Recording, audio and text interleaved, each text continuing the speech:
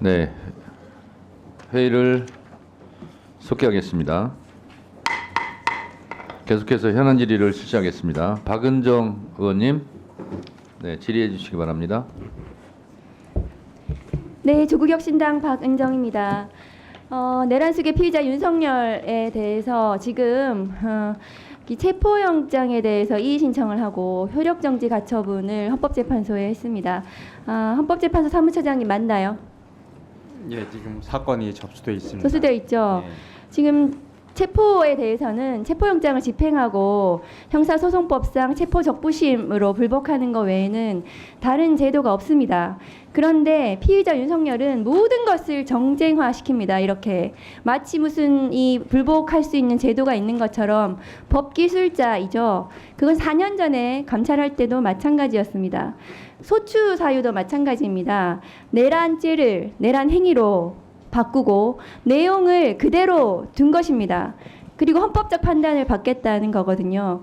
사무처장님, 예. 헌법재판소에서 윤석열에 대해서 내란수괴죄를 인정하면 형사법정에서도 내란수괴죄 인정이 됩니까? 죄송하지만 다시 한번. 예. 헌법재판소에서 윤석열에 대해서 내란수괴죄를 인정하면 윤석열에 대한 형사법정에서도 헌법재판소에 귀속돼서 내란수괴 인정이 되냐고요. 헌법재판소에서 내란수괴죄를 인정을 하면 인정을 어떻게 한단 말씀입니까? 아니 지금 국민의힘에서 주장하잖아요. 내란수괴죄를 넣어야 된다고.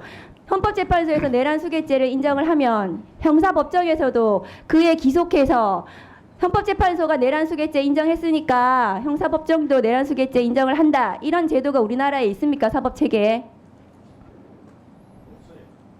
있습니까? 헌법재판소가 무슨 전심도 아니잖아요. 그러니까 범죄 성립 여부에 대해서 그렇습니다. 판단할 권한이 없습니다. 네, 헌법재판소는 범죄 성립 여부에 대해서 판단할 권한이 없습니다. 그래서 헌법재판만 받겠다고 정리한 거예요. 탄핵소추 사유를. 그런데 박근혜 때도 마찬가지로 그렇게 했어요. 범죄 성립 여부는 판단 안 받겠다고 권성동 원내대표가 했습니다. 본인의 과거를 지금에 와서 부정하는 겁니까? 왜 모든 것을 그렇게 정쟁화해가지고 국민들끼리 싸우게 만듭니까? 내란 수괴가. 이해가 안 됩니다. 그리고 반대를 하려면 탄핵소추단에 들어와서 반대를 하세요. 왜 소추단에 국회의원들 지금 민주당, 조국혁신당 다 개혁신당까지 들어가 있어요. 본인들이 왜 안 들어와 있습니까? 거기에. 참여를 안 했어요. 와가지고 의견을 냈어야죠. 왜 안 들어오고 밖에서 저렇게 정쟁화시키는지 이해를 못하겠고요. 윤석열의 이 끝도 없는 정쟁화, 그것이 예상되기 때문에 탄핵소추 사유를 정리를 해서 헌법재판만 받겠다는 것이 탄핵소추단의 의견입니다. 화면 좀 띄워주세요. 공수처장님, 체포영장 집행을 방해하는 것은 전직 법무부 장관의 저 말에서도 알 수 있죠. 법원이 발부한 영장 집행을 힘으로 막는 것은 범죄의 영역이다. 누가 한 말입니까? 한동훈 전 법무부 장관이 한 말입니다. 다음 거 보여주세요. 공수처 왜 1월 3일 현장에서 5시간 만에 나왔습니까? 처장님 답변하세요. 경호처의 조직적인 저항으로 인해서 체포영장의 집행이 무산되었습니다. 경호처에서 그때 현장에서 나올 때 공수처의 공식 입장은 화기를 휴대한 경호처 직원으로 인한 안전의 우려 때문에 철수한다고 했습니다. 맞습니다. 현장에서 어떤 화기에 대한 안전사고 우려가 있었습니까? 그것을 말씀하셔야 국민들이 납득을 해요. 5시간 만에 나온 게 뭡니까? 점심 먹으러 나왔습니까?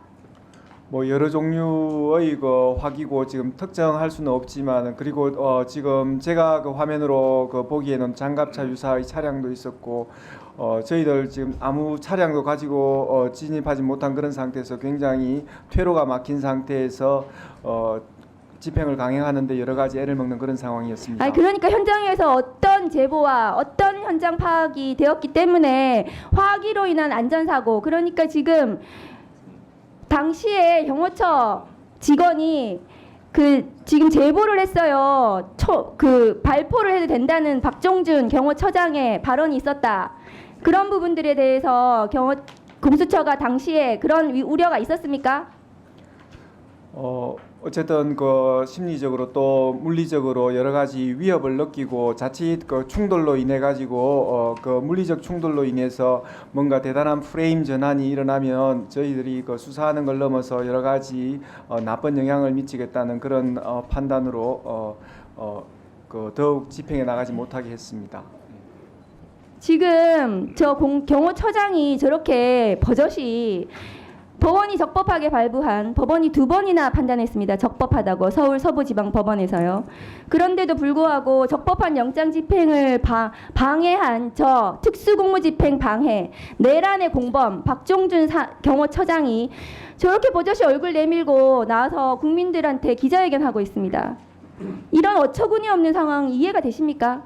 이거는 윤석열식 언론 플레이거든요. 4년 전에도 마찬가지였어요. 감찰할 때도 밑에 부하 검사들 내세워가지고 자기는 뒤로 숨고 마치 불법한 감찰을 하는 것처럼 온 검사들 다 동원해가지고 언론에 저렇게 들이밀어가지고 동네방네 떠들게 하고 저래가지고 저 사람 지금 잡아야 되는 거예요. 현행범 체포를 왜 안 했습니까? 현장에서 국수본에서 하자 그랬는데 왜 안 했습니까? 공수처가.